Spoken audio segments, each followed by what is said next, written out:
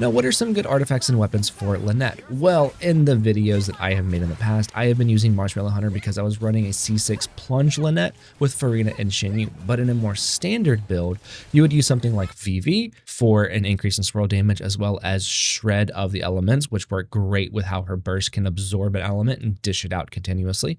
You can also use Noblesse if you do not have another Noblesse user in that team. You can even use Emblem to allow for Lynette to do an increased amount of damage through her burst. Also, because you'd be building her energy recharge, you would have her burst up off of cooldown. And then the main stats on these artifacts are going to greatly depend on what you're building her for and the individual artifact set that you've chosen. Now, for weapons, you do of course have something like Wolf's Fang, which is a battle pass weapon, but it's actually really good for her with that increase in crit rate and then that increase in skill and burst damage. Of course, you do have something like Iron Sting, which is going to give EM. There are a ton of different swords that actually give EM, but I don't have really any of them except for Iron Sting. So Iron Sting is just going to be the placeholder. If you're trying to do Emblem, then of course you can use something like Favonius, or even Skyward could be better because you're going to get more energy recharge out of that and a higher base attack. So the weapon is also going to greatly depend on what artifact set you're building and the team that you're putting her in. If you enjoyed this weapon, make sure you comment, like, subscribe, all the fun stuff, and I'll see you in the next one.